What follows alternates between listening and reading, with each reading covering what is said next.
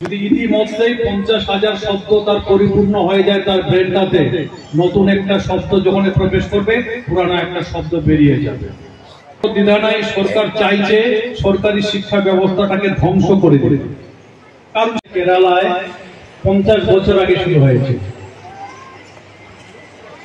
এই mission culture. আমাদের পশ্চিমবঙ্গে প্রথম শুরু করে আলামিন মিশন। তো এরকম আলামিন মিশন আমাদের হাজার হাজার দরকার। এরকম NZ public school, Al Amin mission, Al Helal mission, auto public school, voice school. সত্যি আমাদের সংখ্যালঘু সম্প্রদায় যতদিন না শিক্ষায় এগিয়ে আসতে পারবে ততদিন আমাদের মুক্তি নেই। সাচার রিপোর্ট যারা পড়েছেন তারা জানেন সংখ্যালঘু সম্প্রদায়ের সামাজিক অবস্থানটা এসসি এসটিদের নিচে। কাজে এই অবস্থা থেকে উঠতে চাইলে সাধারণ শিক্ষা বা জেনারেল এডুকেশনের দিকে ঝুঁকতেই হবে। আমরা এটাকে এনকারেজ করব। সাধারণ কওমি মাদ্রাসা যেটা আছে, যে শিক্ষা এবং মিশনের সঙ্গে সাধারণ শিক্ষাটার উপর জোর দেওয়া। আমি মনে করি আমাদের জীবনটা পরিপূর্ণতা পেতে হলে ছেলে মেয়েদের বলছি একটু শুনবে। আমাদের জীবনটা হলো একটা নদীর মতো। সেই নদীর দুটো বাঁধ থাকে। দুটো বাঁধের মধ্যে যদি একটা বাঁধ দুর্বল হয়ে যায় তাহলে তার জলপ্রবাহ একদিকে বন্যা পরিস্থিতির সৃষ্টি করতে পারে। আমাদের এই জীবন নদীর দুটো বাঁধ কি জানেন? এই আমাদের জীবন নদীর দুটো বাঁধ হলো দুই প্রকারের শিক্ষা। একটা হলো ধর্মীয় শিক্ষা এবং একটা হলো সাধারণ শিক্ষা। যেসব মানুষ শুধুমাত্র ধর্মীয় শিক্ষার উপরে জোর দেয় তাদেরও জীবন প্লাবিত হয়ে যায়, মানে একটা বাঁধ ভেঙে চলে যায়। আমরা পৃথিবীতে বসবাসের যোগ্য মানুষ হতে গেলে আমাদের এই দুই প্রকারের শিক্ষার প্রয়োজন। ধর্মীয় শিক্ষায় কি দেওয়া হয়?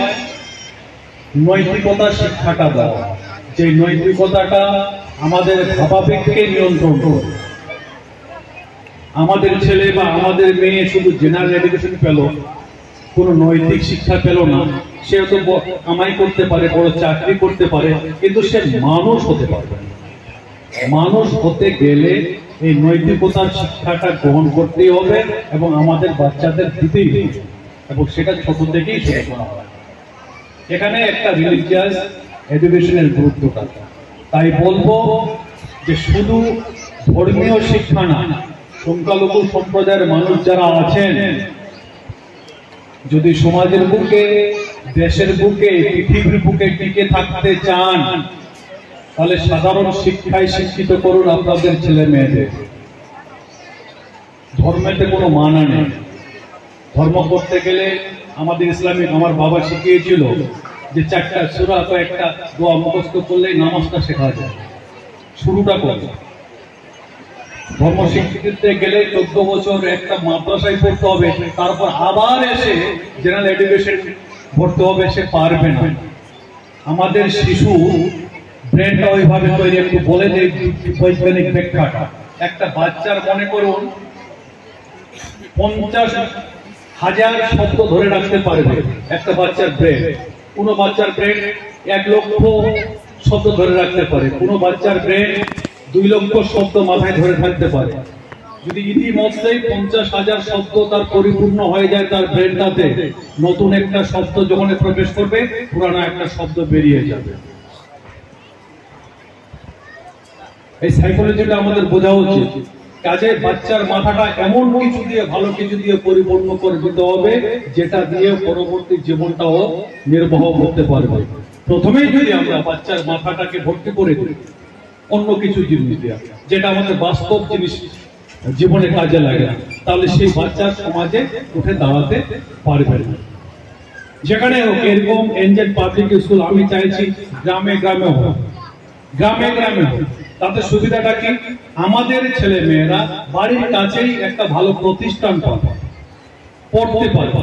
আমাদের তো সরকারি স্কুলগুলো আছে এবং বলতে কোনো দ্বিধা নাই, সরকার চাইছে সরকারি শিক্ষা ব্যবস্থাটাকে ধ্বংস করে দিতে, কারণ শিক্ষক নিয়োগ করছে না সরকারি স্কুলে। আমার যে হাতপুর হাই মাদ্রাসায় দারুণ রেজাল্ট, মাধ্যমিক বলুন আর হায়ার সেকেন্ডারি বলুন, কিন্তু 120 জন শিক্ষক দরকার আছে, কত জানেন? মাত্র 36 জন।